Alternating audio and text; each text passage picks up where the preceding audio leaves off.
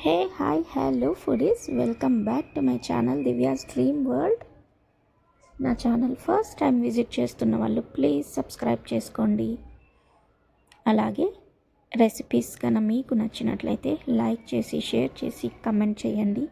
అలాగే ట్రై కూడా చేయండి. వెరీ సింపుల్ రెసిపీసే చూపిస్తుంటాను, అన్నీ ఇంట్లో ఉన్న ఇంగ్రీడియంట్స్తో. అలాగే ఈరోజు మరొక సింపుల్, ఎప్పుడూ చేసుకునే విధంగా కాకుండా కొత్తగా చేసుకుందాం. అదే బీరకాయ కూర. నేను లేత బీరకాయలు తీసుకున్నాను. దాని ప్రాసెస్ ఏంటో ఇప్పుడు చూసేద్దాం. ముందుగా కడాయి తీసుకొని అందులో తగినంత ఆయిల్ పోసుకొని అది వేడెక్కాక ఆవాలు జీలకర్ర వేసేయండి. అది కాస్త చిటపట్లాడిన తర్వాత సన్నగా కట్ చేసి పెట్టుకున్న ఉల్లిపాయ ముక్కలు వేసుకోండి. ఉల్లిపాయ ముక్కలు చాలా సన్నగా కట్ చేసుకోండి, త్వరగా మగ్గిపోతాయి. అండ్ ఇవన్నీ వేసుకొని కాస్త అలా కలిపి రంగు మారాక ఒక హాఫ్ టమాటో కట్ చేసి ముక్కలు వేసేసుకోండి. ఇప్పుడు ఇందులో టొమాటో ముక్కల కంటే ఉల్లిపాయ ముక్కలే ఎక్కువగా ఉండాలి. టొమాటో ఫ్లేవర్ కంటే ఉల్లిపాయ ఫ్లేవర్ ఈ కూరలో రుచినిస్తుంది, గుర్తుంచుకోండి. టొమాటో ముక్కలు కూడా వేశాక కాస్త కలపండి. ఈ లోపల ముక్కలు మెత్తబడిపోతాయి. ఈలోపు ముందుగా కట్ చేసి పెట్టుకున్న బీరకాయ ముక్కల్ని కూడా ఇప్పుడు యాడ్ చేసేసుకోండి. అన్నీ యాడ్ చేశాక దాన్ని కూడా ఒక్కసారి బాగా కలిపి అలా వదిలేయండి.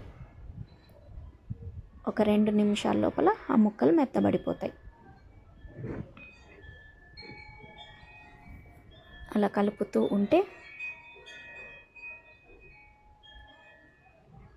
ముక్కలు మెత్తబడిపోయాయి కదా, చూసారా?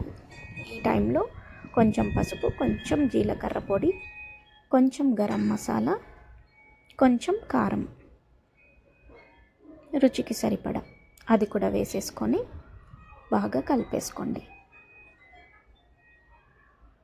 కలిపేసుకొని ఒక 2 నిమిషాలు అలా వదిలేయండి. మసాలాలన్నీ బాగా మిక్స్ అవుతాయి.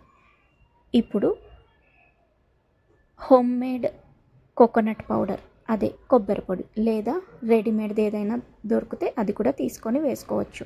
నేను ఇప్పుడు ఈ కొబ్బరి పొడిలోకి ఒక 2 లవంగాలు వేసి మిక్సీ పెట్టాను. ఆ పొడి ఇందులో యాడ్ చేసి కొద్దిగా వాటర్ వేశాను. కొద్దిగా అంటే కొద్దిగానే వేశాను, ఎందుకంటే బీరకాయ నుంచి వాటర్ ఎలాగో రిలీజ్ అవుతుంది కాబట్టి కొద్దిగా వాటర్ వేసి ఆ వాటర్కి సరిపడా సాల్ట్ వేసుకొని మరొక్కసారి బాగా కలిపేసుకోండి. కలుపుకొని ఇప్పుడు మూత పెట్టేసి ఒక 3 నుంచి 4 నిమిషాలు వదిలేయండి. చూసారా, కూర అంతా ఇలా దగ్గర పడిపోయింది. మసాలాలన్నీ బాగా మిక్స్ అయిపోయి చూడ్డానికి ఎంత కలర్ఫుల్గా ఉంది కదా. రుచి కూడా అలాగే ఉంటుంది. మీరు కూడా ఈ పద్ధతిలో ఒక్కసారి ట్రై చేసి చూడండి, ఓకేనా? సో ఇప్పుడు స్టవ్ కట్టేసి దించే ముందు కొత్తిమీరతో గార్నిష్ చేసుకొని సర్వ్ చేసుకుంటే బాగుంటుంది. ఇది మనం వేడి వేడి అన్నంలో నెయ్యి వేసుకొని తిన్నా, లేదా పుల్కాలు, రోటీలు, నాన్స్, చపాతీ, ఇలా ఏ దాంట్లోకైనా తినచ్చు. చాలా అంటే చాలా బాగుంటుంది. సో నచ్చిందా? మీరు కూడా ఒకసారి ట్రై చేసి ఎలా వచ్చిందో నాతో కామెంట్ సెక్షన్లో షేర్ చేసుకోండి.